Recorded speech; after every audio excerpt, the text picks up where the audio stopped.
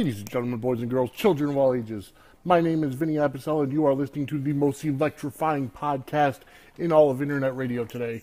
You are listening to the Sportswire as I come to day 3 of lockdown. Day 3 of this, actually we're probably on day 14 or something of this new world that we live in of social isolation, social distancing and self-isolation and, and all that. Self-quarantining has actually hit WWE. Dana Brooke and Rey Mysterio both have been self-quarantining, as from what I've heard, they've both either contracted the COVID-19 virus or came in close contact or whatever, but they've both been pulled from WrestleMania. A lot of good stuff going around WrestleMania season. Obviously, it's not the same. No fans in attendance. I watched Raw, and they're doing good by showing, clips of older matches, which are really good. But it's like the newer stuff they have that's in the ring with no fans. The promos they have. Paul Heyman doing something, saying, "Ladies and gentlemen, my name is Paul Heyman," without the fan interaction. It's hard, to say the least. It's hard to hear. It's rough to watch, but I applaud the guys and gals who are going out there and literally giving their all to entertain us, the WWE universe, the fans. That goes for AEW as well, not just limiting it to WWE. So, what am I going to talk about today? Obviously, I'm going to go over some WrestleMania stuff. There's really no reason to go over a Raw recap, so to speak. Although, I actually questioned last night why Andrade was teaming with Angel Garza to go on, when Andrade is U.S. champion, he should be defending the title at WrestleMania. But I know it was in the plans for him to defend against Rey Mysterio, and with Rey Mysterio now quarantining, it's not going to happen. So that's why. And the other thing is that with AOP, Razor tore his bicep, so AOP is out against the Street Profits. So they do what they had to do, and they put Angel Garza and Andrade together against the Street Profits for the WWE Raw Tag Team Championships at WrestleMania. It's not going to be the same. We know it's not going to be the same, unfortunately. With that said, another thing that I'm going to be talking about tonight is a new theory. I just watched the Dark Side of the Ring episode of Chris Benoit. I watched part 1 a couple days ago. I watched part 2 tonight when it was released. And this is coming completely out of left field, but just going by, some stuff that I think, and it could possibly be, so many people think Benoit was the nicest guy. Yeah, he had the CT issue with his brain, and, he took a big hit when Eddie Guerrero passed away, and I get all that, and I understand it. And, but I have another theory. And this one might, blow some stuff out of the water, but I'm also not one of the lead investigators. You know what I mean? So it is what it is. But we are here, and today it is now March 25th, Wednesday, March 25th, 2020. Broadcasting to you from work, my job, as I said I would, because it is, dead. It is currently 3:19 a.m. I just finished watching Dark Side of the Ring, part 2 of Chris Benoit. And I have to say this. Here's my thought. Let me get right into that now.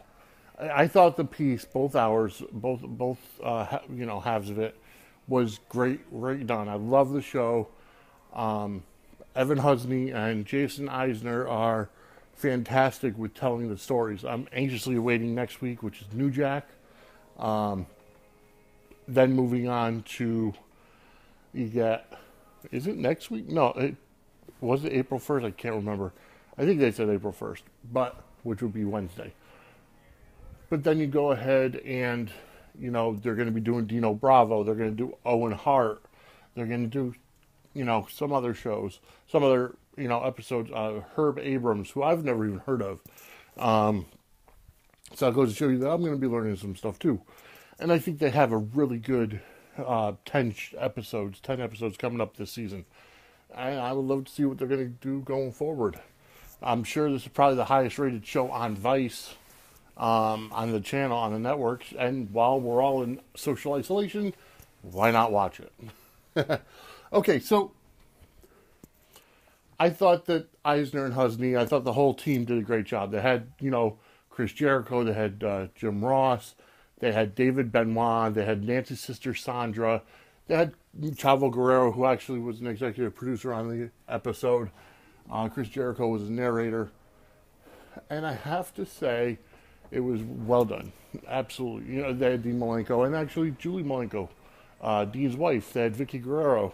Because part one, the first hour of the episode was intertwined, and you don't realize how intertwined the Chris Benoit story is with the Eddie Guerrero story.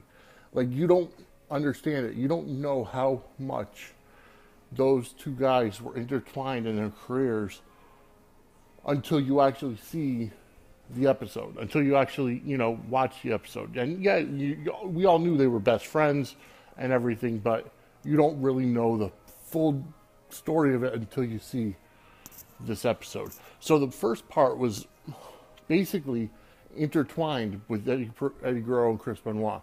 And then the second part kind of goes into everything. We all know that Chris Benoit lost a huge part of himself when Eddie Guerrero passed away.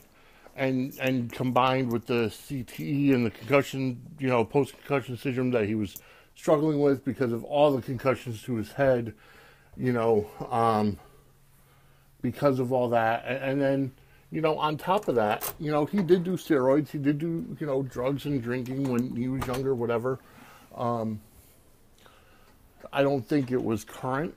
I don't think that he was currently doing any drugs or steroids. I think it had a lot to do with his emotional problems. And Christopher Nowinski, who was interviewed for it as well, he's a neuroscientist, neuroscientist, and former WWE superstar. And, he's the one that established the Sports Legacy Foundation for concussion problems. And, we all know how that went through. We all know how that went. Here's the deal, okay? What if, and because I'm not going to say that I'm somebody who's going to give Benoit a pass on everything, because it's not fair to. It's not fair to Nancy. It's not fair to the Benoit, the families and everything, and everybody who lost, their loved ones in this tragedy. Because that's exactly what it was. It was a tragedy. However, what if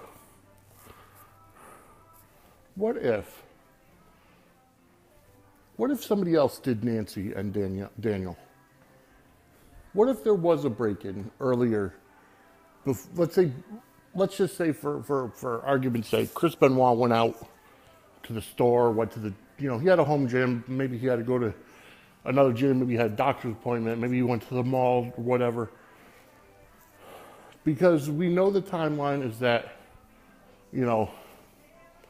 Nancy died on Friday, Daniel died on Saturday, and then, or at least that's the supposed timeline. But Nancy and Daniel were both killed prior to Sunday, which is when Chris found them. Okay, now, granted, Chris was under a WWE contract, so he couldn't be off wrestling an indie show or what have you. And none of us know his personal life. But just playing devil's advocate, what if somebody else broke into the house and killed Nancy and Daniel, and Chris found them, and instead of calling the cops and going through the proper channels, he snapped because those were two more people in his life that were taken from him. and he snapped and killed himself. You know, I know there were a lot of rumor and innuendo, and there was a lot of speculation and conspiracy theories about perhaps Kevin Sullivan being the one to have actually killed them, you know, all three of them, and staging it like a suicide for Chris.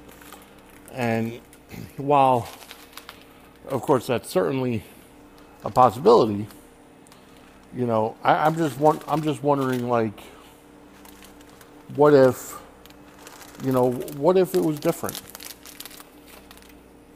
What if it was different? What if somebody else was there? And I'm not talking about Kevin Sullivan, but what if there was a robbery, and it just so happened they found the Benoit household? You know what I mean? What happens if that was it? And then, you know, and seeing Nancy and Daniel killed in a graphic way, and maybe he staged them, maybe he thought he was doing the best thing in his fragile state of mind, and wrapped, you know, Nancy up in a blanket and put a Bible near her, and you know, put Daniel in his bed and put a Bible near him, and then just couldn't take the grief of losing more people close to him because he had lost Eddie Guerrero, you know what I mean, who was his best friend. You know, what if, and then he went and killed himself because he wanted to be with all of them, you know, in heaven, or you know, in the afterlife, if you will, or whatever. I mean, now granted, a lot of the stuff, and maybe he did wait a day to kill himself because he couldn't wrap his head around it, which is why he, you know, texted Chavo Guerrero saying, "I love you, the dogs are in the backyard," or whatever. Maybe he did not kill them, but he did stage it differently, or maybe he did, you know, change the bodies or move the bodies or whatever you want to say. What if? And I'm just playing devil's advocate. It's completely, nobody's ever come out with this. Nobody's ever said anything to the contrary. You know, what if? Think about it. And I'm not trying to, you know, make a ploy to put Benoit in the Hall of Fame or whatever. I mean, I feel as a talent, as a wrestler, he deserves to be there. But Chris Jericho said the same thing, and Jim Ross said the same thing. Even if he was put in, let's say 10 years down the road, you know, from now, you know, he's put in under the legacy wing. You know what I mean? Just as is, just, you know, no fanfare, no nothing, just put in as a name. His name being there, on there, would be such a distraction. You know, I do feel he belongs in there, just based on work ethic, based on, you know, wrestling ability. He was the best wrestler, one of the best wrestlers all around, wherever he was. You know, we've heard the stories about Nancy needing a restraining order, you know, and like I said, all evidence points to that he did this himself, you know, killed his wife and his son, and then killed himself. That's where all the evidence points. And I'm not saying that the cops have to reopen the case or what have you. I'm just saying, what if? You know, what if he wasn't in his right? What if something did happen? What if somebody else went in and killed Nancy and Daniel because Benoit was out overnight, let's just say? You know, and we know he was under a WWE contract, so chances are he wasn't at any WWE sanctioned event because he was supposed to be on the plane the next morning. You know, going to Extreme Rules that night. But what if? What if? Think about that. And while you're thinking about that, I'm going to go to a break. And when I get back, I'll be back. Thank you for listening to Sportswire. My name is Vinny Apsella. And you know what? I really don't have to take a break because that other ad doesn't play in the middle of the show anyways. So with that said, You could listen to the Sportswire on every place, every spot, every platform that you find your favorite podcasts, including Apple Podcasts, Google Podcasts, Stitcher, Spotify, wherever else you want to go, except for iHeartRadio. We're not there yet, but definitely go ahead and we're under Podbean and Spotify, Stitcher, just everywhere. All right, go ahead and follow me on Twitter at VEpsilSWE. You can go ahead and follow the Sportswire on Twitter and Instagram at Sportswire Audio, and give us a 5-star review. Definitely subscribe to us. Go to www.sportswireaudio.com. That does give you the actual Anchor website, anchor.fm, who we host our platform, we host the podcast through. So with that said, enjoy your night, enjoy your day. Whenever you listen to this, thank you for listening. My name is Vinny Absella. I will see you back here tomorrow night or tomorrow morning right here on the Sportswire.